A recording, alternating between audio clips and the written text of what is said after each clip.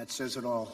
That's history at its highest. Thank you very much for what you've done. So many of you have been so helpful, and I see Congress, I see Senate, I see congressmen. They hate each other during the day, but tonight they love each other.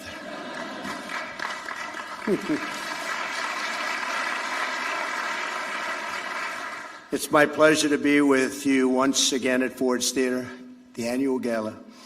Please join me in thanking all of the wonderful performers who have made this an unforgettable evening. Great talent. Thank you very much.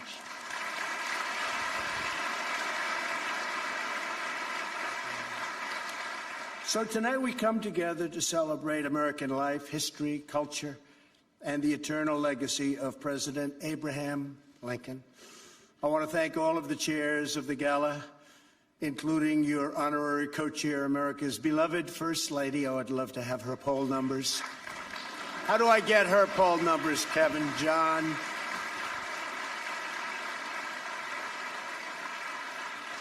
And they do love you.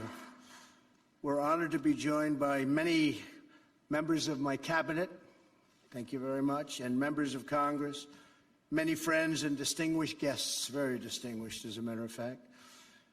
A special thanks to our host and my good friend for a long time, Larry Gatlin, and his brothers, as well as the chair of Ford's Theater Board of Trustees. Phoebe, thank you very much. What a job.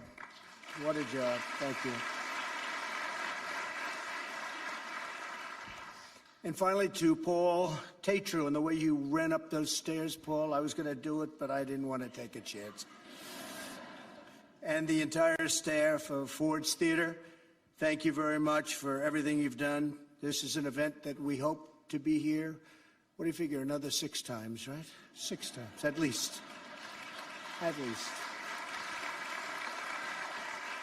Because we do want to preserve this heritage and the center's treasured legacy.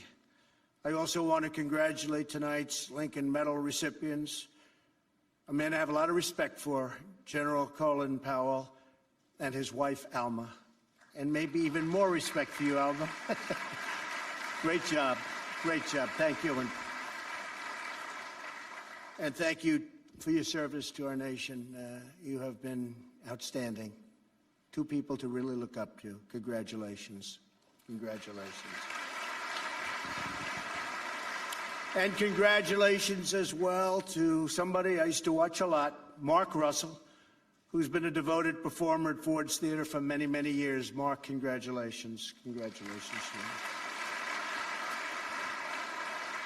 For decades, families from all around the world and all around the country have come to this very treasured place to gain a glimpse into President Lincoln's life, and in so doing, into one of the most vital chapters and probably one of the most interesting chapters in American history. During our nation's greatest trial, President Lincoln stood for truth and freedom and human equality. As President Lincoln's friend, the renowned abolitionist Frederick Douglass said, Abraham Lincoln was called upon to decide the fate of the Republic. So true. He did not hesitate. He did not doubt. He did not falter.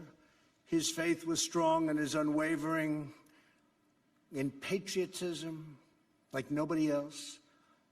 And he had great patriotism for this country and for countrymen. That was quite a legacy and quite a statement from another great man. The patriotism of President Lincoln has lived on in every subsequent generation that has risen to the call of destiny and the demands of duty. This week we are commemorating another moment when our nation and the entire world was tested at the highest level, the 75th anniversary of D-Day. Right after this event, Melania and I will board Air Force One and travel to the United Kingdom and then to Normandy, France. On that precious soil, we will honor the more than 150,000 Allied troops who landed on D-Day and the millions more who fought in the Second World War. As one people, America came together to pledge our resolve to protect the sacred rights and freedoms that these immortal patriots gave their very lives to secure. We will never forget America's heroes. Never, ever, ever. Our duty and the duty of every patriot is to pass on the inheritance of liberty and justice that is the cherished birthright of all Americans. Thank you again to Ford's Theater and everyone here tonight. God bless you, and God bless America. Thank you very much for being here. Thank you. Thank you. Thank you.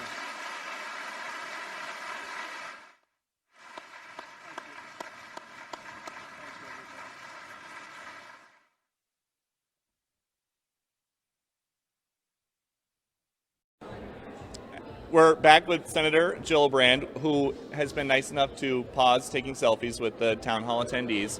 You just talked to Chris Wallace for an hour. Yeah. Was there anything that you didn't get to?